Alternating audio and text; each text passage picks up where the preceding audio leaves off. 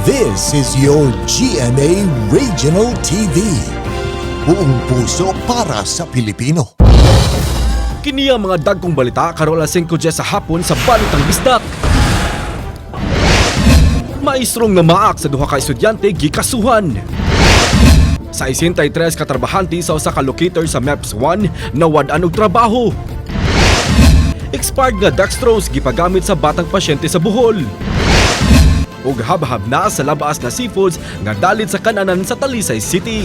Kini ang GMA Regional TV Balitang Bisdak. Maayong hapon, kini ang inyong GMA Regional TV Balitang Bisdak ang bugtong kasaligan, kasandigan o kadangpan sa mga Bisaya nga maghatod sa labing dako ug mga nagunang balita nga mahinungdanon sa Central Western Visayas. Ug live din sa GMA Complex sa Dakbayan, Sugbo, ako si Alan Domingo. Usa ka magtutudo sa usa ka public national high school sa Cebu City ang reklamong na maang sa duha ka mga estudyante. Human magdumili kuno pagpakita silang abs ang mga biktima. Giimbestigar na kini sa Department of Education. Ano ang report? Midangop sa opisina ni Kapitan Dave Tumulak sa Barangay Basag Pardo, Dakbayan, Sugbo ang mga ginikanan sa duha ka mga tinunan sa grade 10 sa Don Vicente Rama Memorial National High School. Ilang gireklamo ang lalaking MAPI teacher sa tunghaan human nireklamo usab ang 17 anyos o 14 anyos nga estudyante. Human sa meeting, migawas ang magtutudlo og wa magpa-interview sa mga tigbalita. Sir, pwede may mukuan sa imuha sa sign? Gibutyag sa ginikanan sa 17 anyos nga nakasinati karon og trauma ang iyang anak. Human gipaak sa reklamong maestro. Gipahubo kuno sa teacher ang t-shirt sa iyang anak sulod sa classroom og kun dili motuman pahamtangan og silot. Human gituman sa tinunan ang sugo sa magtutudlo giingong nang gigil kini og gipaak na hinuon ang likod. Ningon mga anak pa, hubuon man ko niyang t-shirt. Oh, nya, show me your abs. Kung dili ka mo hubo si mong t-shirt, sikunda air ka. Ingon ana ang nahitabo nga to. So, gibot pa sung anak taon. No, ingon ana nahitabo. And then, nasa sa luyo, nya yung classmate nakakita nga nagsimot-simot sa luyo. Dito na gipaak siya. Human masayod ang amahan sa hitabo, gipahiling dayon niya ang anak ngadto sa Cebu City Medical Center o gipablatter kini sa Police Station 7 alang sa reklamong isang at batok sa nasoy magtutudlo. Ang amahan sa 17 anyos nga biktima usa ka opisyal sa pulis ug gusto mahantagan og hustisya ang iyang anak. Na ang forgiveness, okay? Subot pasabot, walay pagdumot, tapos sa iloon, but na may law to face the consequences, to discipline him. Sa maabot nga estudyante para di may tabo sa sunod nga estudyante mana ang di kuan sa papa gipangusga na yang pagblatter. Ang inahan usab sa 14 anyos nga tinun-an nahimong emosyonal human masayod sa nahitabo siyang anak. Giingong gipaak usab sa magtutudlo ang bukton sa anak human nagdumili nga magpahalok apan nakawatan gihapon kini og halok ang tinun-an. Mo nam gina siya class kanang gusto siya mutan-aw kuno sa private part sa akong anak dayon papiyungon lang niya ang mga classmate niya wala man siya ni patuo gibunal niya ang bangko niya no siya niya napadjud na time nga gibunot niya ang buko-buk kanang sinina o kabaw ba kabi og kusir to yan tan-aw no ni maho ang laway diri. Matod sa inahan nga nihatod kini og kahadlok karon sa anak nga dili na gani makatog human sa nahitabo. Unta sad ba kanang hunungon na niya yung mga gibuhat ba kay luoy kay ang mga estudyante gyud ako yung nakita gyud sa akong anak lang gyud ako nakita sa akong anak everyday na adyo jay complain na mo. Matod ni Kapitan Tumulak aduna pay mga ginikanan ug mga tinun-an nga gidagdang modangop sa ilang buhatan tungod sa gihimo sa nasoy magtutudlo. Nakita masad nato nga aduna say mga ebidensya sama sa medical certificate, sa pictures, sa videos, plus the statement unya pohon. Nakita man nato nga naagi probable cause. Samtang may pasiugda na og internal investigation ang Don Vicente Rama Memorial National High School ug nakaduso na sila sa ilang report ngadto sa DepEd Cebu City Division. Ipaubos usab sa debriefing ang mga biktimang tinun-an uban ang ilang mga classmates nga nakasaksi sa gihimo sa maestro. Na-process na namo ang incident. Both sides nakuha na namo, napadangat na namo ang report ngadto sa division, sir. naman tay guidance counselor, which is registered guidance counselor yun na siya. So they will undergo counseling sa mga guidance counselor para sa ma-process ang kanila nga ma-providean sila og necessary psychological intervention para somehow ma-alleviate ang ilahang stress physically and emotionally tungod atong nahitabo. Sa text message nga gipadala ni Dr. Salustiano Jimenez, ang Regional Director sa DepEd 7 ngadto sa GMA Integrated News, iyang gitataw nga dili nila palabyon ang gihimo sa magtutudlo. Iyan ang nadawat usab ang report o gitugyan na sa DepEd Legal Division alang sa tukmang lakang nga ipahamtang. Gitataw sa direktor, misubay sila karon sa due process sa investigasyon nga ilang gipahigayon patok sa magtutudlo.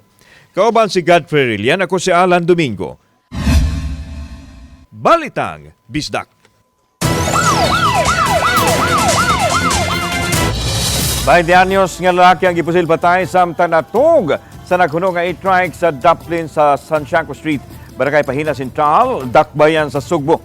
Nahitabo kani alas 4 kaning kadlawon. Duha ka samad pinusilan sa iyang ulo ang giyong hinungdan sa hinanaling kamatayon sa biktima.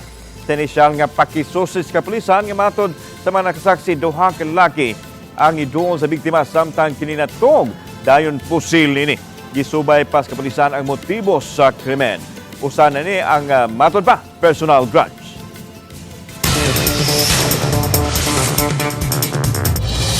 Gideklara na nga dengue outbreak ang tibok lalawigan sa Bohol, human miabot na sa kapin 5,800 ang natala mga kaso sa dengue gikan sa Enero hangtod sa Agosto 24. Dining tuiga lang. Si Mark Ridge Abella sa detalye. Sa dengue surveillance report sa Department of Health, misumada na sa 15,394 ka mga kaso sa dengue ang natala sa Regional Epidemiology and Surveillance Unit o RESO sukad Enero 1 hangtod Agosto 17 karong tuiga. Ang opisyal nga talaan gipagawa sa DOH-7 sa miaging Agosto 29 bilang. Nakatala ang lalawigan sa Bohol og 5,165 ka mga kaso sa dengue, 11 usab ang nakalas. Gisundan kini sa Cebu nga may 4,592 ka mga kaso sa dengue ug 14 ang nakalas. Samtang 2,695 usab ang mga kaso sa dengue sa Negros Oriental ug unom niini ang namatay. Sa mga highly urbanized city, naguna ang Dakbayan sa Sugbo nga may 1,363 ka mga kaso ug 3 ang nakalas. The confirmed cases out of 15,395, ang confirmed nato 8,839 or 38%.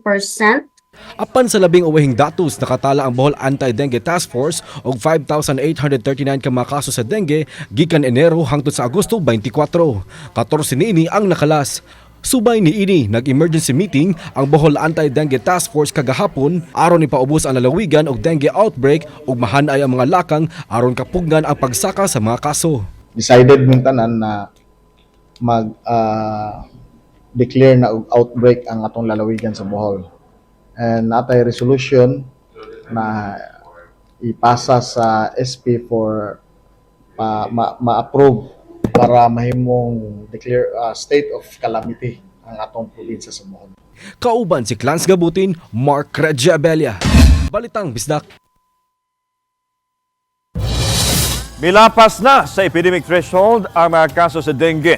Sa Mandawi City, maong gilusog karon ang paghingusog sa mga lakang ipatuman aron kalikayan kini. Ang live report ni Nico Serino. Nick.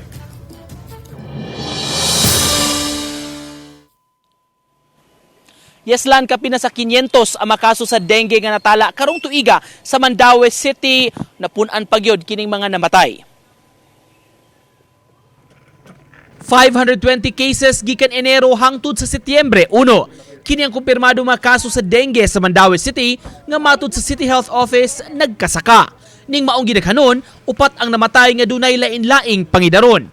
31, usa ka tuig, 12 o 15 anyos. For the past 2 weeks, may break na gyud ta sa epidemic threshold. So, ato na lang gyud magbantay lang gyud gyapon ta, intensify gyud nato atong mga activities at barangay level. Sa sesyon sa konseho, kung diin gipaaprubahan ang iyang appointment, gipangutana si Dr. Katulong sa mga konsihal sa mga lakang gihimo aron masumpo kining maong sakit. Naglakip ini pagbutang og dengue fast lane sa mga health center, pag-provide og libreng testing sa health department. Labing importante ang pagtinabangay aron malimpyo ang palibot. This is not just for Mandawi City. This is actually for the whole of the Central Visayas na we are really, all LGUs are really intensifying its preventive measures.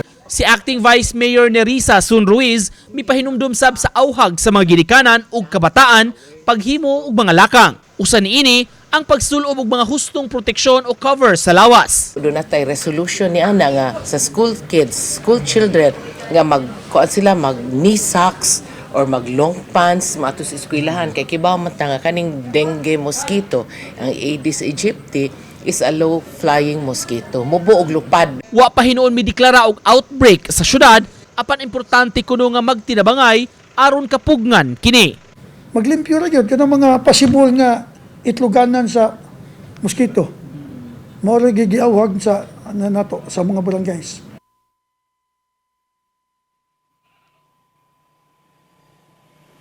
Giklaro hinunlan sa mga health officials dili pa ni outbreak level sa Mandawi City apan di angayang magpaabot ang tanan og mulihok na ang kabaranggayan ug mga komunidad aron masumpo kining maong sakitlan. Okay lang, salamat Nico Serino.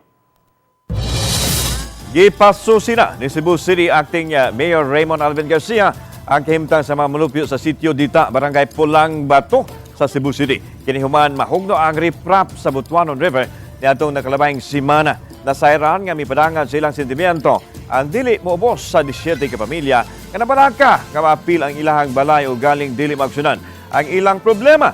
Gipadangat na nila kini sa DPWH ug sa DPW aron apan wa pa kunoy aksyon hangtod karon.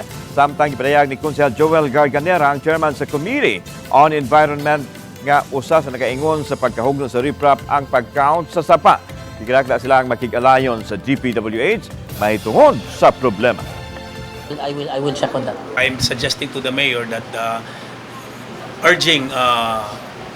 ordering perhaps DPWH to make a periodic check into the state of the kaning ilang mga riprap. Kini ang GMA Regional TV Balitang Bisdak.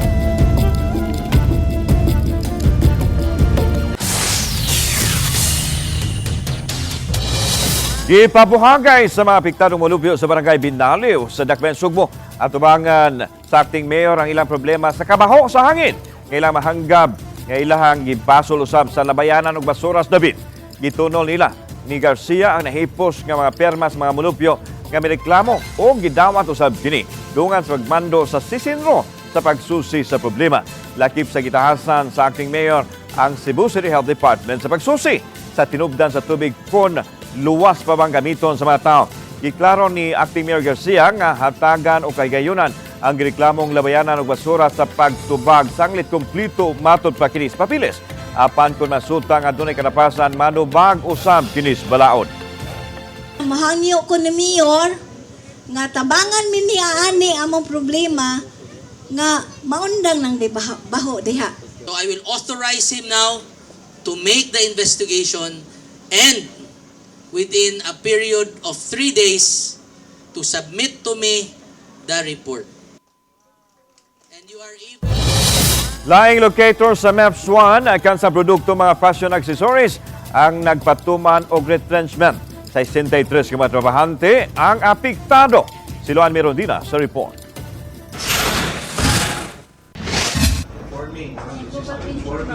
Midangop sa Peso Lapu-Lapu kagahapon sa buntag ang 46 sa 63 ka mga trabahanting na retrench. Buot nilang magpakisusi sa mga ayuda nga mamahimong mahatag sa lokal nga kagamhanan. Usa kanila mipadayag sa nasinating kalisod. Ilabi na kay na retrench usab ang iyang bana sa gitrabahuan usab niining kompanya sulod sa MEPS. Sir kay para man na trabaho.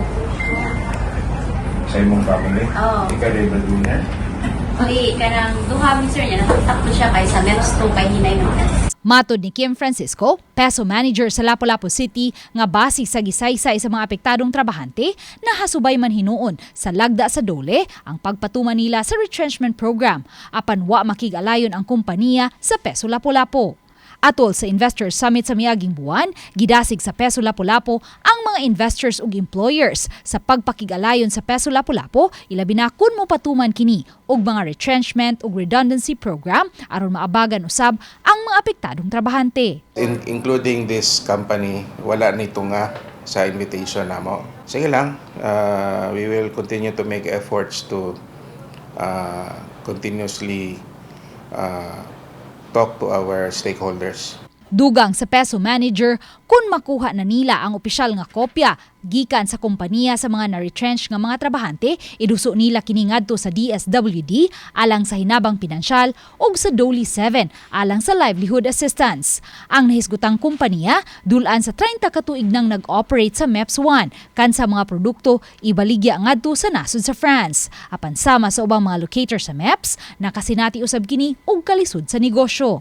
Financial challenges because of low orders from customers, no? Ang ilamang kong destination sa ilahang mga produkto will be exported to France. Sukad 2023, miabot na sa 7,546 ka mga trabahante sa MEPS ang nawadan og trabaho. 25 na ka mga locator sa MEPS ang nagpatuman og retrenchment ug redundancy. Samtang 7 na ka mga locator sa MEPS ang hingpit nga mihunong sa ilang operasyon. Ang Peso Lapu-Lapu sa ilang bahin padayon usab nga mipasiugda og mga kahigayunan sa pagpanarbaho. Karong Setyembre 20, maipahigayong job fair sa usa ka mall sa Barangay Basak. Samtang sa Setyembre 27, adunay barangay job fair sa Punta Inganyo. Uban ni Marlon Malgazo, Luan Merondina, Balitang Bisdak. Expired nga dextrose nga gihatag sa usa ka batang pasyente sa ospital sa Bohol. Gipaimbestigahan sa mga otoridad. Ang report ni Nico Serino. Nakugang na lang kini mga ginikanan sa usa ka 10-month-old nga pasyente sa ospital dihang nakita ang expiry date sa IV fluid niini.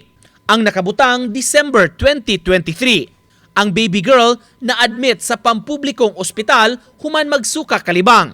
Sa interview sa inahan nga mihangyong dili ipaila, sayo sa buntag kuno ni atong petsa 28, giilisan ang dextrose sa iyang anak. Apan mga alas 9 na sa buntag, dihang nabantayan sa iyang bana. Alam mo, nganong kani may gitaon nga expire naman ning kuan, dextrosa. Ay ko nga, dato na ireklamo kay basig madawat tong bata ana. Mato ang gireklamo sa nurse. Yay mo mga nurse nga. Ala wani mabantay ba. Mato gidali-dali niya paong ang dextrose. Gilisan dahil nga, ma'am. Gilisan niya. Ang uyuan sa bata ang nagpost sa maong panghitabo sa social media nga nakaani og ubay-ubay nga reaksyon.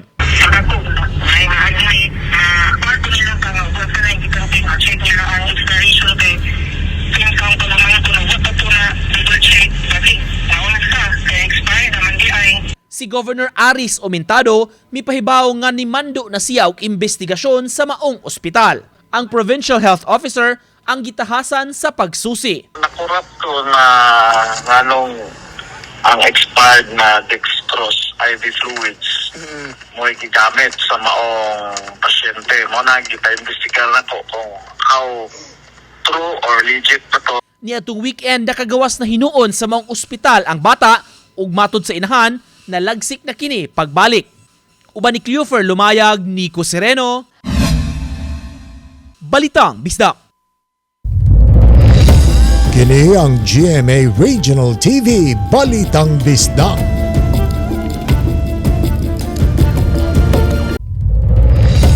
Kini ang GMA Regional TV Balitang Bisdak. Mandawi City Hall misuwat sa mga nanagiya sa mga office spaces ug mga negosyante. Ngay report kanila kung adunay mga kadudahan ilang property labi na kung gigamit sa binuang. Ang report ni Nico Serino. Usa kini sa mga kompanya sa Mandawi nga gi-inspeksyon pipila ka buwan ang nakalabay sa taga Business Permit and Licensing Office. Nagsirado na hinuon kini ug gani nahipos na ang mga kabtangan. Ang maong kompanya giingong naghimo og pogo operation kaniadto apan naundang na. Kabahin lang kini sa mga laka nga gihimo sa Mandawi LGU pagsusi kun may nag-operate nga pogo sa Dakbayan. Matod nila, walay na isyuhan og permit aron mag-operate niini. Retired naman to, nag-close na gid sila sa December. Katong dire sa usapod nga nahibalan dire sa Fortuna kay kanang ato na pud tong gi-cancel ang ilahang permit. So ang uban sad nga mga calls nagpadayon gyapon ang atong inspection. Matod ni Acting Mayor Glenn Bersede, ang hatagan og permits o dunay dokumento ang mga online gaming industries nga gi-regulate sa syudad. Hinungitugyan niya sa kapulisan paghingusog sa monitoring kung dunay illegal o nagtago-tagong nag-operate. Coordinate sa sige sa pulis. Tatanan ng mga area nga tan-aw na ay mga games mga yan na ki surveillance sa pulis na to.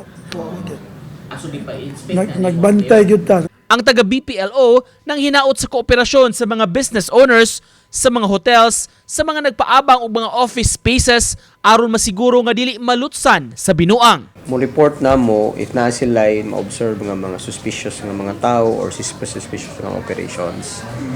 Kay kaning mga operations di man gyud ni sila matago man gyud ni sila. So unless there are people that would report. Uban ni Philip Patricio, Nico Sereno, Balitang Bisdak. Sumay sa Disability Inclusive Disaster Risk Reduction Program sa Lapu-Lapu City DRRMO, mga PWD con persons with disability sa mga gagmayng isla sa Lapu-Lapu City, yapuran o mahinabang 25 ka mga PWD gikan sa Barangay Kahuagan, Pangan-an o Cobian ang naapuran og family packs. Matod ni Nigel Banyasa, ang crisis manager sa Lapu-Lapu City, kung may mga katalagman ang mga PWD ang labing apektado. Busa ngayon nga mahatagan sila sa unang pagtagad. Niatong Agosto 23, nagsugod og locate sa pagtag sa mga balay sa mga isla nga may nagpuyo nga PWD aron mas dali silang malukit, ma-rescue o mahatagan og tabang panahon sa katalagman.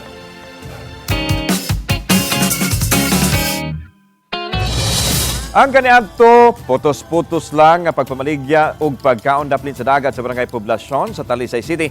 Karon, mga priskong seafoods na, labi na ang mga isda mo himalitan kaayo sa mga tao. Si Femari Dumabok sa report.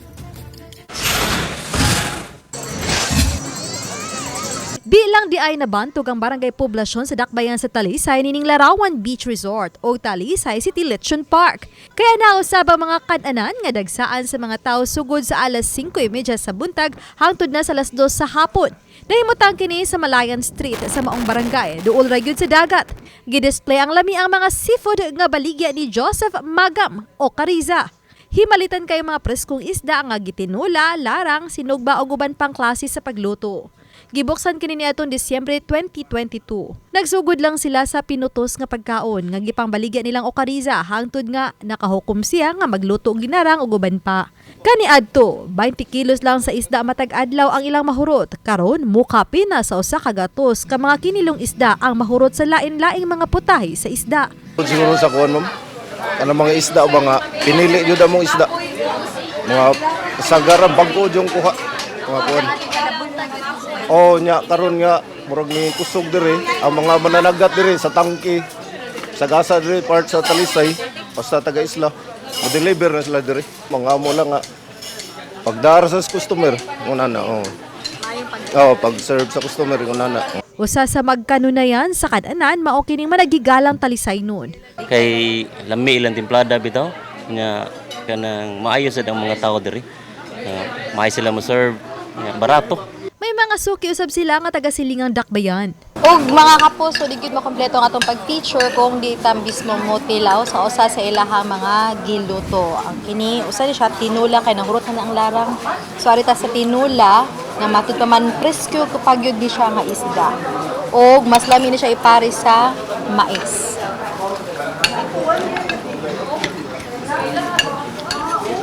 Presko gyud siya nga isda mga kapuso kay tamis-tamis pagani ang iyahang unod lakip na usab ang sabaw ni ining tinula. Ug gani kini ako ang kauban dinhi, nakaduha na ni siya ka plato sa mais tungod sa kalami. Dakong nakatabang ang kananan sa ilang mga silingan nga nahatagan og trabaho ug ang mga mangingisda sa dakbayan sa Talisay nga moy ilang kumprahan sa mga isda sayo sa buntag. Uban ni Godfrey Rilien, Femari Dumabok. Balitang Bisdak. Lapu-Lapu City, usa sa mga integration sites sa Universal Health Program.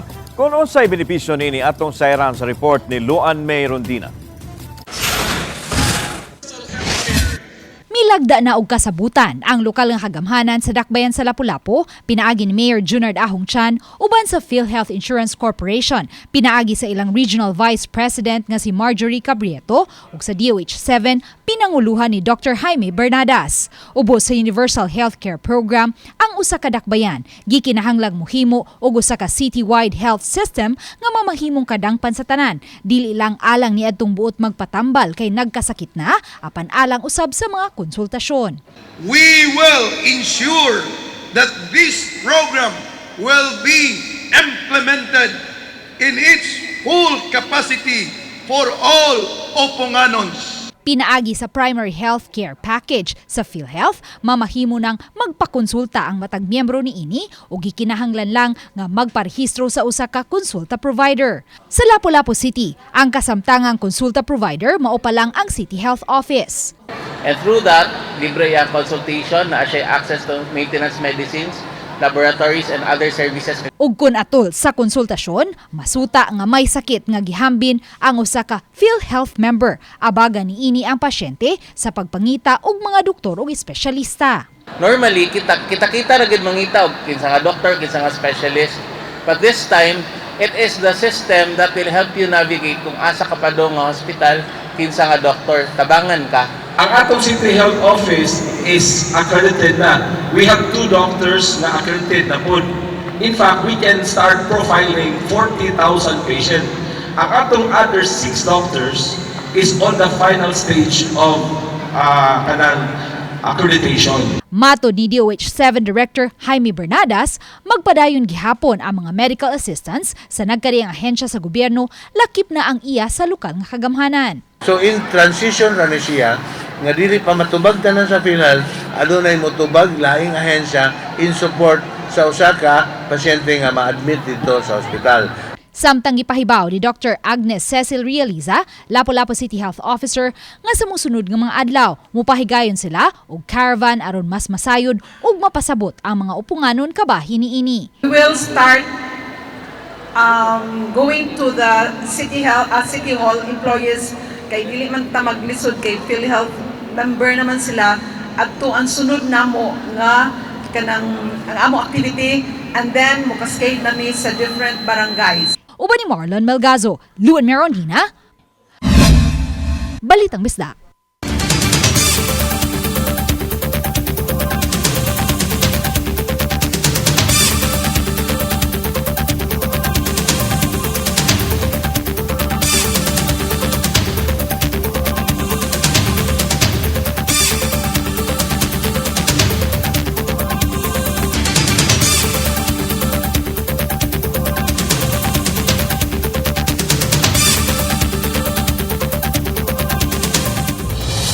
Nabalhog sa prisuhan ang 19 anyos nga gitumbok nga hitman ug responsable sa 8 ka shooting incident sa area of responsibility sa Mambaling Police Station sa Cebu City Police Office o Manila kini nasiko patol sa bypass operation sa sitio Badjawan, Barangay Mambaling pasado alas 11 sa gabi adlawng Lunes, Setyembre 2 ning tuiga. Nailhan ang dinakpan nga si Mark Jedrick Alvarez alias MJ, 19 anyos, nagpuyo sa sitio San Pedro, Barangay Dolho, Fatima, ning syudad.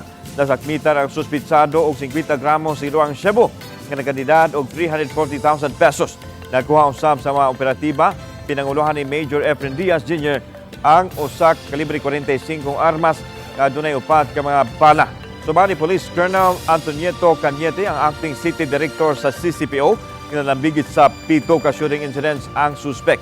Nailansab nila ang mastermind na mao'y nagsilbing middleman sa o ganing financiers ni alias MJ. Sagad sa mga gitipi kuno sa suspect kay mga personalidad nga wa makabayad sa giutang illegal nga drugas apan dili kini modawat o gidnagmay nga suhol.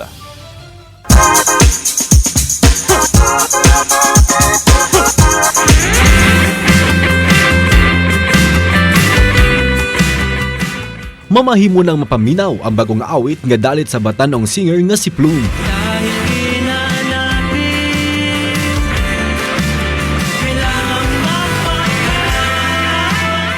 Kini ang panggap nga ubos sa LG Records nga gipagawas niya tong Biyernes, Agosto 30. Panggap is all about someone na naghahanap ng mga kasama through his journey of self-discovery. Kini na ikaduhang personal nga gisuwat nga awit ni Plume nga nagpakita sa istorya sa gugma. Ang panggap na mahimo nang ma-download sa mga music app o mapaminaw sa YouTube o mga social media. Si Plume misaad nga magpadayon sa pagsuwat og mga awit nga siguradong maka-hashtag relate ang mga kapuso music lovers. I hope na magustuhan niyo po siya. Kahit pakinggan niyo lang po isang beses, okay lang po yun. Basta I hope na pag pinakinggan niyo siya is magiging mas masaya ng konti yung araw niyo.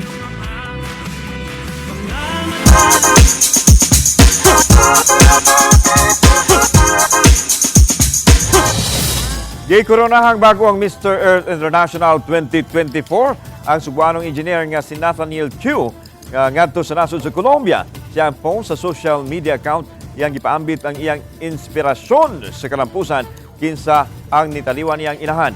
Nagpasalamat usab siya sa mga tao nga padayong misuporta kaniya sukad nga miapil siya sa male pageantry. Si Nathaniel may graduar sa usa ka universidad sa Cebu City ug nagtrabaho isip usa ka college professor. Nakalabang na sa yuta ang bagyong Enteng ug inanay na kining nagpalayo sa nasod. Itandi sa nakalabay mga adlaw na minusa na ang madapit nga gipaubos sa wind signals. Sa latest bulletin sa Pag-asa, kaniya udto giisa ang signal number 2 sa western portion sa Ilocos Norte ug northern portion sa Ilocos Sur. Signal number usab sa nabiling bahin sa Ilocos Norte ug Ilocos Sur. Northern portion sa La Union, Apayao, Kalinga, Abra, western portion sa Mountain Province, northern portion sa Benguet, western section sa Cagayan, sa Tuga ug Dalapiri Island. Padayong gibitad sa bagyong Enteng ang hanging habagat nga nagatud karon sa nga wanon nga panahon sa mga dapit nga wa mapiktuhi sa bagyo. Subay sa kasayuran sa Metro Weather, adunay kahigayonan nga masinati ang katag-katag nga pag-uwan sa Samar, Eastern Samar, Leyte provinces ug pipila ka bahin sa Cebu. Posible usab nga wanon ang nahabiling bahin sa nasod, ilabi na sa Luzon. Kami ang GMA Regional TV Balitang Bisdag kinatibok ang pwersa alang sa mas dakong misyon ug mas salapad nga pag-alagad sa nasod. Maayong hapon, mga kapuso.